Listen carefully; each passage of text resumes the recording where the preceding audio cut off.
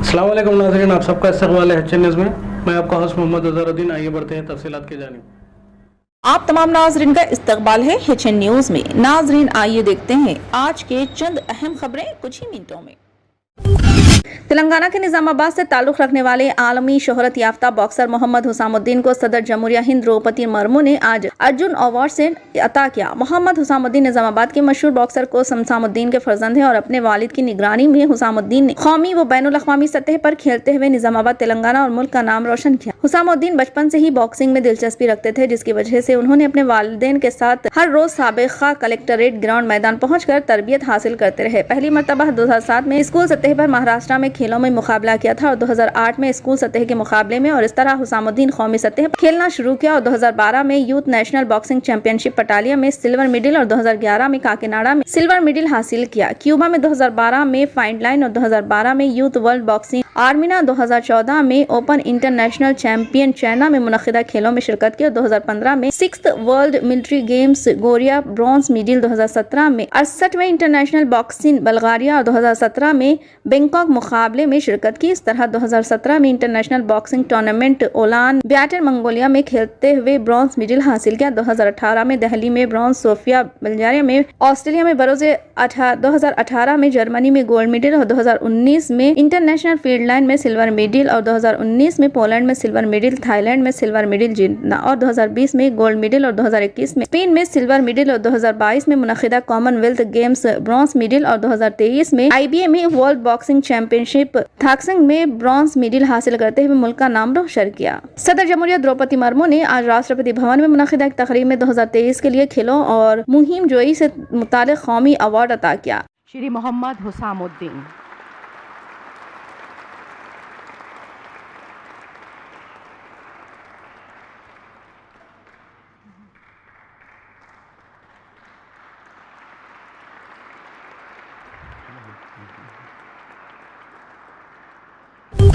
Telangana RTC के managing director VC Sajjanar ने कहा कि बसों में खवातीन को मुफ्त सफर के लिए पैन कार्ड को शनाख्ती कार्ड के तौर पर इस्तेमाल नहीं कर सकते, क्योंकि पैन कार्ड में रिहायशी पता दर्ज नहीं होता, इसलिए मुफ्त सफर के लिए पैन कार्ड को कबूल नहीं किया जाएगा। उन्होंने रियासत की खवातीन से अपील की है कि वो आरटीसी की बसों में मुफ्त सफर के लिए अपने साथ असल आधार या दूसरा कोई भी शनाख्ती कार्ड रखें। सज्जनार ने कहा कि रियासती हुकूमत की जानिब से महालक्ष्मी स्कीम के तहत तेलंगाना की खवातीन के लिए बसों में मुफ्त सफर की सहूलत फराहम की गई, लेकिन इस दौरान बाज़ वाक़यात में देखा गया है कि बाज़ खवातीन आधार कार्ड, इलेक्शन ID कार्ड या फिर दूसरा शनाख्ती कार्ड जो रियासती या मरकजी हुकूमत की जानिब से जारी किया गया है, इस जोरिया की नकल या ज़ेरॉक्स दौरान सफर पेश कर रही है, जिसकी वजह से कंडक्टरों को टिकट जारी करने के मामले में काफी दुश्वारियों का सामना करना पड़ रहा है और बाज़ खवातीन स्मार्टफोन में शनाख्ती कार्ड को दिखा रही है जो गैर कारगर है। इस तरह चंद खवातीन कलर ज़ेरॉक्स भी पेश कर रही है, जिससे मुफ्त सफर की सहूलत हासिल नहीं की जा सकती। इन्होंने खवातीन से अपील की है कि वो अपने साथ आधार या दूसरा कोई भी ओरिजिनल कार्ड रखें। इसके अलावा ऐसे पैन कार्ड जिस पर रिहायशी पता दर्ज नहीं होता, इससे भी मुफ्त सफर की सहूलत हासिल नहीं की जा सकती। इन्होंने कहा कि किसी भी शनाख्ती कार्ड में सफर करने वाली खातून की वाज़ेह तस्वीर और रिहायशी पता होना चाहिए। इन्होंने कहा कि जीरो टिकट की बुनियाद पर आरटीसी किसी को रियासती हुकूमत रकम अदा करेगी। वो सज्जनार ने कहा कि सफर करने वाली खवातीन लाजमी तौर पर जीरो टिकट लें, वरना आरटीसी को नुकसान हो सकता है।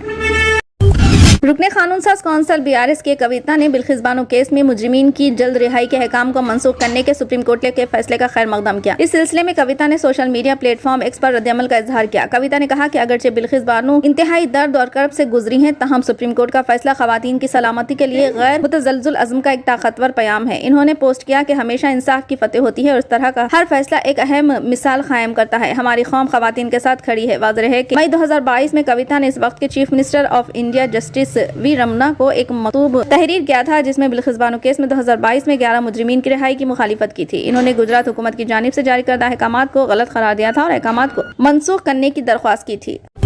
बैरिस्टर असदुद्दीन ओवैसी सदर कुल हिंद मजलिस इत्तेहादुल मुस्लिमीन व रुकने पार्लियामेंट हैदराबाद ने मरकज और गुजरात हुकूमत से बिल्किस बानो से मुआफ़ी मांगने का मुतालबा किया। इन्होंने आज मुल्क की सबसे बड़ी अदालत की जानिब से बिल्किस बानो की इस्मत रेज़ी और इनके अरकान खानदान को कत्ल कर देने के मामले में सुनाए गए फैसले का खैर मकदम किया। सदर मजलिस ने कहा कि बीजेपी बिल्किस बानो के मुजरिमों के साथ खड़ी थी, इसलिए उन्हें मुआफ़ी मांगनी चाहिए। मैं इस बात का डिमांड करता हूँ कि गुजरात की बीजेपी की सरकार और हमारे मुल्क की वज़ीर आज़म नरेंद्र मोदी की सरकार बिल्किस बानो से माफ़ी चाहे कि ये बहुत गलत उनसे हुआ था। हुकूमत हिंद और मुमलिकत सऊदी अरब के दरमियान हज 2024 के मुआहदे के बाद मरकजी वजीर अखिलती उमूर स्मृति ईरानी आला सतही वफ्द की क़यादत में आज जिद्दा से बजरिया मेट्रो ट्रेन मदीना मुनव्वरा पहुंची। स्मृति ईरानी हिंदुस्तान की पहली गैर मुस्लिम खातून वजीर हैं जिन्होंने मदीना का दौरा किया, मस्जिद नबवी, अहद की पहाड़ियों और मस्जिद खुबा गई। हज कमेटी ऑफ इंडिया के CEO लियाकत अली आफाकी ने बताया कि मेट्रो स्टेशन पर मदीना में मुक़ीम हिंदुस्तानी और ज़ायरीन ने इंतहाई गर्मजोशी से मरकजी वजीर का इस्तकबाल करते हुए सेल्फी, फोटो और वीडियोग्राफी की। मरकजी वजीर ने भी वहाँ मौजूद तमाम लोगों की मोहब्बतों का बुलंद अखलाकी के साथ शुक्रिया अदा किया। वजीर मौसूफ सबसे पहले मस्जिद नबवी सल्लल्लाहु अलैहि वसल्लम की ज़ियारत की। इसके बाद हिंदुस्तानी वजीर अहद की पहाड़ियों पर जहां दुनिया के तमाम मुल्कों के ज़ायरीन ने उनका गर्मजोशी से इस्तकबाल किया। मस्जिद नबवी के बाद स्मृति ईरानी मस्जिद खुबा गई। इन्होंने खुद अपने ट्विटर अकाउंट पर शहर मदीना के दौरे की तस्वीर और वीडियो शेयर की। सोशल मीडिया पर इनकी शहर मदीना के दौरे को लेकर सारिफीन ने शदीद रद्द-ए-अमल का इजहार किया।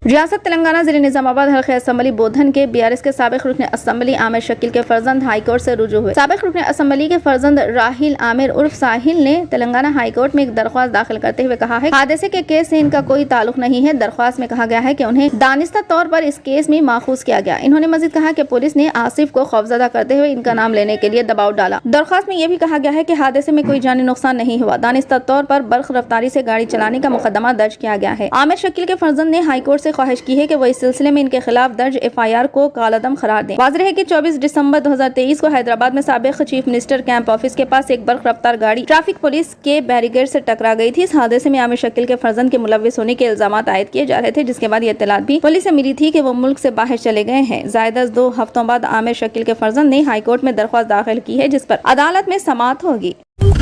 फिलहाल के लिए इस खबरनामे में बस इतना ही। देखने के लिए आपका बहुत बहुत शुक्रिया। अगर आप नए हैं इस चैनल पर तो सब्सक्राइब जरूर कर लें और बेल आइकन को भी दबा लें ताकि हमारी मजीद और भी अपडेट्स आप तक पहले मिले।